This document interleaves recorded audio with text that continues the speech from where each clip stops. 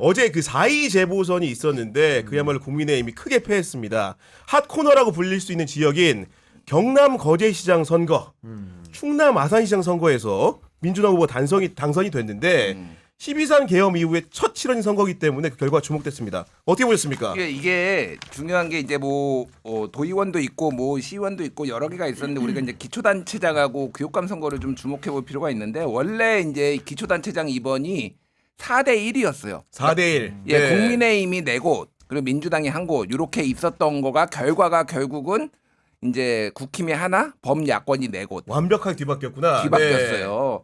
여기가 그리고 굉장히 의미가 있었던 게 공교롭게도 중요한 그 지역의 포스트가 하나씩 다 들어갔어요. 그러니까 경북에 김천도 있었고, 네. 그렇죠. 경남에 거제도 있었고, 충청도에 아산도 있었고, 그리고 이제 담양, 호남에 담양도 있었고, 전남도 서울에 있었죠. 구로도 있었고. 그렇습니다. 맞아, 네. 그러니까 이게 거의 지금 다 들어간 거잖아요. 거점에 다 그러니까 있네. 그럼 여기에 민심들이 어떻게 됐는지를 이제 우리가 볼 수가 있었는데 스코어도 스코어인데 저는 이 득표율을 보면서 정확하게 극우가 결집했을 때, 예, 그리고 온건 보수가 외면했을 때 어디까지 이들이 이제 확장성을 가질 수 있느냐를 딱 보았는데 그냥 그 숫자를 말씀드릴게요. 네. 그러니까 충남 아산 같은 경우에는 보수 전망권 후보가 39.92, 39%를 그렇습니다. 얻었고, 네. 그리고 경남 거제에서 박환기 국민의힘 후보가 38.12. 그렇죠. 그리고 서울 구로구에는 이제 국민의힘이 안 냈는데 자유통일당이 32. 그리고 부산시 교육감 보수 후보 이거 정당 후보가 아니지만은 정승윤 보수 진영 후보가 40. 그러니까 극우가 딱 뭉쳤을 때 정확하게 요 정도까지만 할 수 있다. 이게 투표율이 낮은 거를 감안을 해야 돼요. 여러 가지를 감안하지만 투표율이 낮은 데는 이유가 있는 거예요. 그러니까 투표율이 보궐선거라서 낮은 것도 있지만은 보수 진영에서 전체적으로 투표를 하러 갈 동력을 찾지 못했다. 굉장히 강성 보수들 빼놓고는 이렇게 보면은 이게 대선의 뭐 미리 보기 같은 거죠. 각 네. 지역의 득표율을 게다가 가장 중요한 거는 거제인데 거제는 원래 이제 여기가 노동자들이 많은데 조선소도 있고 그래가지고 하지만은 역대 거제 시장을 보면은요. 딱 2018년 한 번 빼놓고는 전부 다 보수 정당이 다 전부 다 지금 여당이 가져갔었다. 예, 예. 네. 전부 다 이 한나라당 뭐 다 이름만 바뀌었지 다 같은 정당이잖아요. 한나당, 새누리당, 이 뭐 이제 뭐 미래통합당, 예, 자유한국당 이제 여기 이 계열이 다 가져갔던데요. 그러니까 여기가 뒤집혔다라는 거 이것도 큰 차이로 이겼거든요. 이게 어마어마하게 의미가 있다. 그러니까 지금 전환길 데리고 지금 선거 유세했잖아요. 네, 전환길이 맞아요. 거제시도 가고 부산 뭐 정승윤한테도 가고 그랬는데 다 깨졌다 그러니까 이게 이제 정확하게 딱 스코어를 보여주는 거라고 봅니다. 그리고 더 포인트는 승리한 민주당 후보들이 예를 들면은 거제 같은 경우에도 득표율이 56.75% 과반이죠. 아산 같은 경우에도 민주당 후보가 57.52% 과반입니다. 부산시 교육감 선거도 마찬가지였고 구로구청장 선거도 과반 득표를 했다는 데 의의가 있는 거거든요.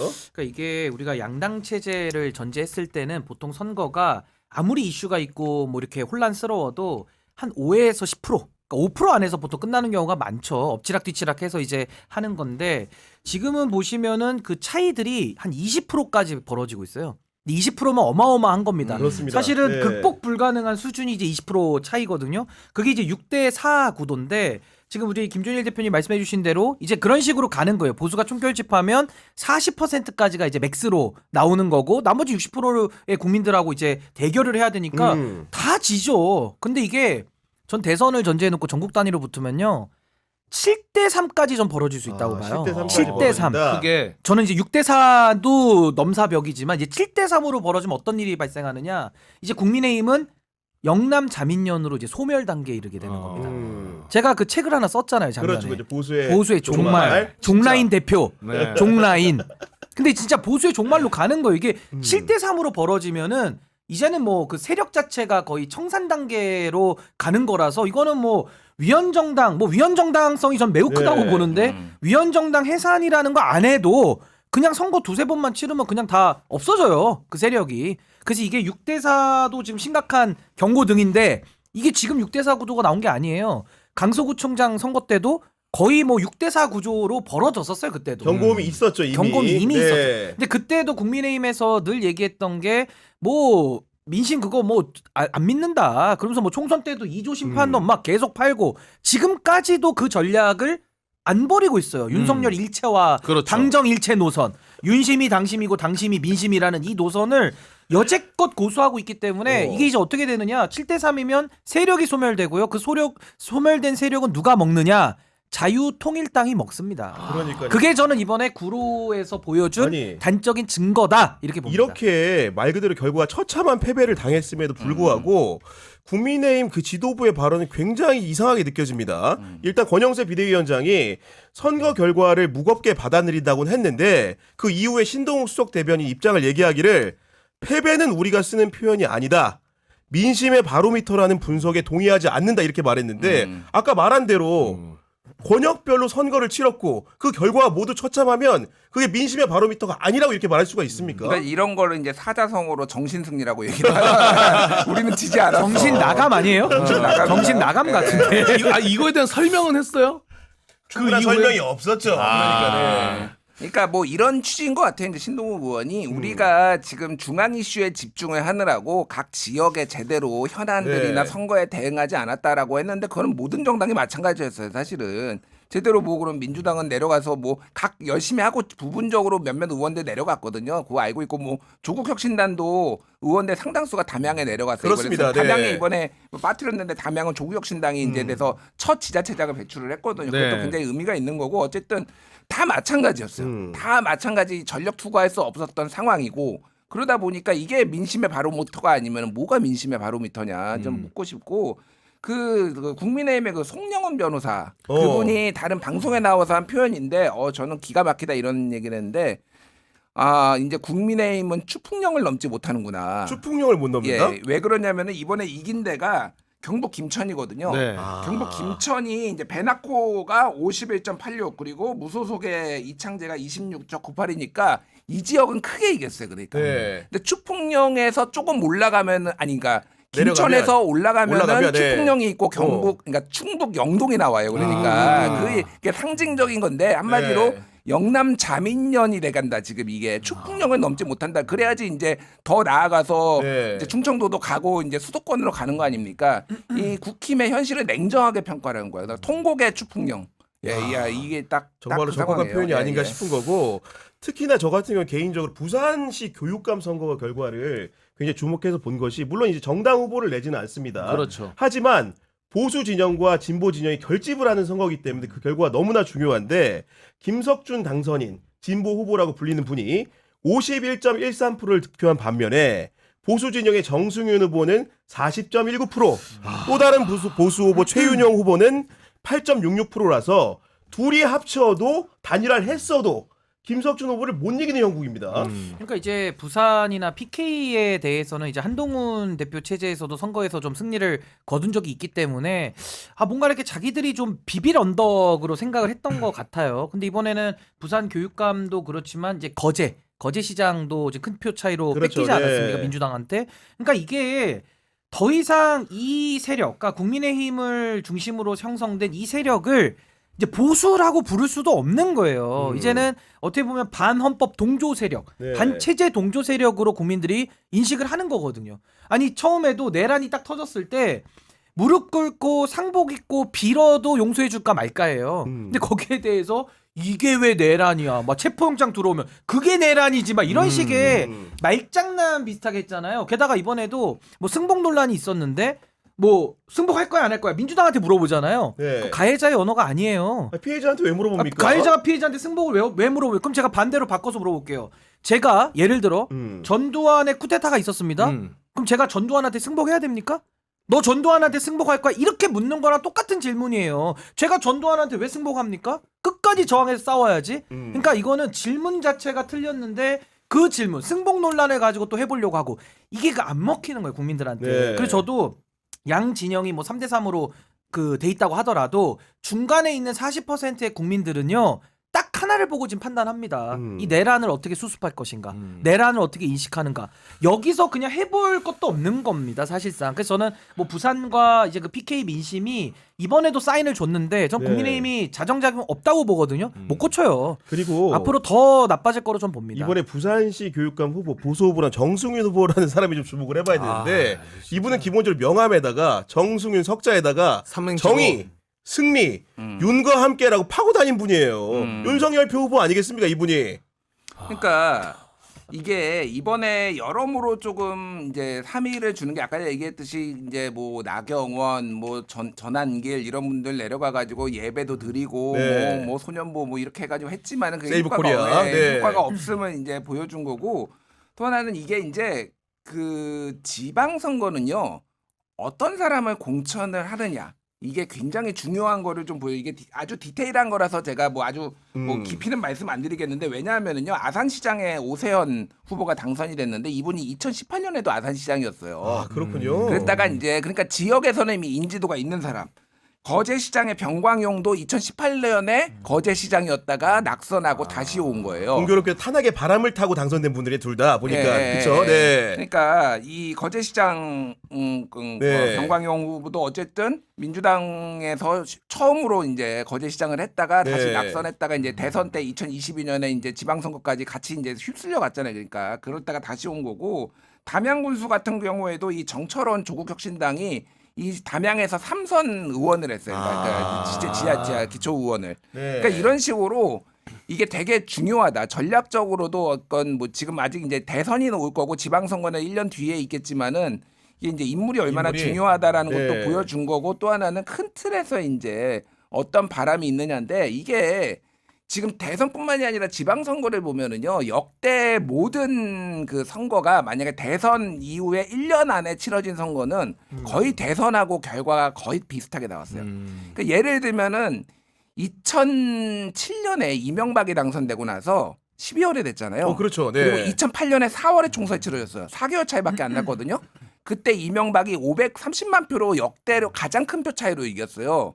그리고 그때 2008년에 총선에서 민주당이 81석 했습니다. 18대 완벽하게 예. 밀렸구나. 완벽하게 네. 그러니까 대선의 분위기가 그대로 가는 거예요. 예를 들면 2017년 대선이 있었고 2018년 지방선거 있었잖아요. 1년 조금 넘거든요. 네. 대략 그 자장이 있는데 거의 경북하고 대구 빼놓고는 다 가져갔어요. 그러니까 파란색 민주당이 압승. 압승 네. 이거거든요. 그러면 이번에 대선 지금 6월달에 열릴 거 아니에요. 그렇죠, 네. 그리고 지방선거가 또 6월달에 열립니다. 1년 안에. 그러니까 이게 사실은 대선도 볼 수가 예측해 볼 수 있는 거고 내년 지방선거까지. 그러니까 지금 국민의힘 지방선거 출마자들은 지금 난리 났을 겁니다. 지금 이대로는 당이 다 죽는다 이런 얘기를 아직은 네. 못하죠. 지금 탄핵 선고가 안 났으니까 말을 못하지만은 이제 딱 탄핵 선고 나고 윤석열 이제 파면되고 나가리 되면은 죄송합니다.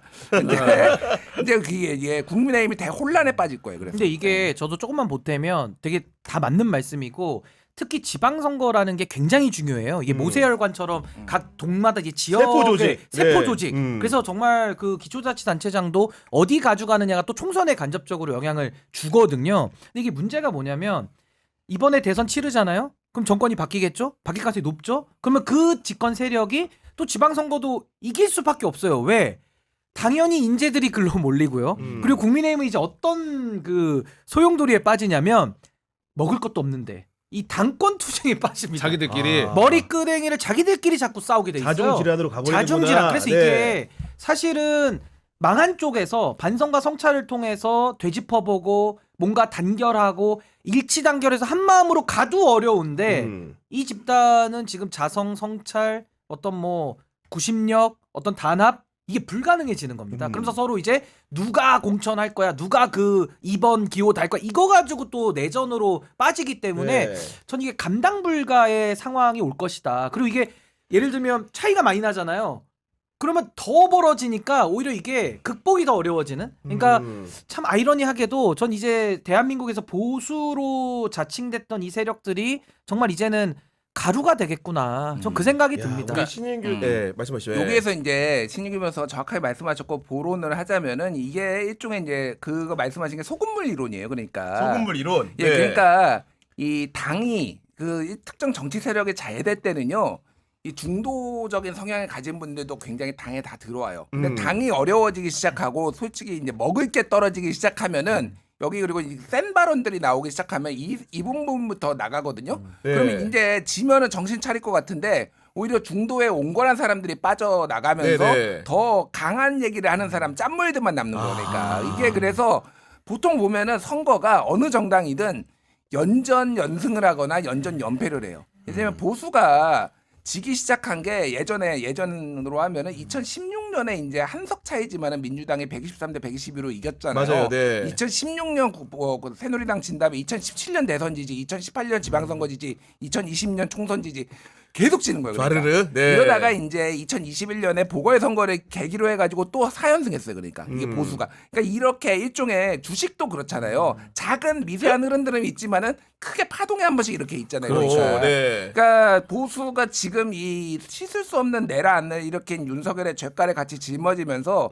장기 하락세에 들어갔다 지금. 장기 하락 국면이다. 이게 네. 몇 년인지는 제가 모르겠는데 최소 5년이에요. 이거 제가 보니 최소 5년. 예. 야, 그리고 저는 어떤 측면에서 그런 장기 하락 국면을 봤냐면은 구로구청장의 국민의힘 후보의 잘못으로 후보를 내지 않았기 때문에 실제로 그 네임택을 단 후보가 없었는데 자유통일당에 이강산이라는 사람이 나오길래 저는 이분이 얼마나 얻을까가 굉장히 궁금했어요. 왜냐 국민의힘과 한 몸인지 아닌지를 보여주는 징표가 될 수 있기 때문에. 그런데 선거 도중에 윤상현이라는 사람이 갑자기 지원 유세를 갑니다. 그러더니 득표율이 30%를 넘었다. 그 얘기는 이거는 국민통일당이다 이제는. 그런 생각 들었습니다. 그러니까 사실상 이번 구로구 청장 보궐선거가 리트머스 시험지 같은 거예요. 그러니까 보수가 짜졌는데 이 얼마만큼 짜 있는지를 한번 이렇게 대볼 수 있는 시험대였는데 지금 32% 아마 32% 얻었습니다. 얻었을 네. 겁니다. 그러면 보통 자유통일당 정도의 당세면은 뭐 잘 나와도 뭐 한 10% 정도 후보를 안 냈으니까 국민의힘. 지난 총선 때 비례대표 한 명도 없는 거 아닙니까? 아니 그러니까 그러면 이제 네. 10% 정도면은 반액 보전이 되고 15%면 전액 보전이 되거든요. 그렇죠. 네. 근데 이건 전액 보전이 아니라 32%.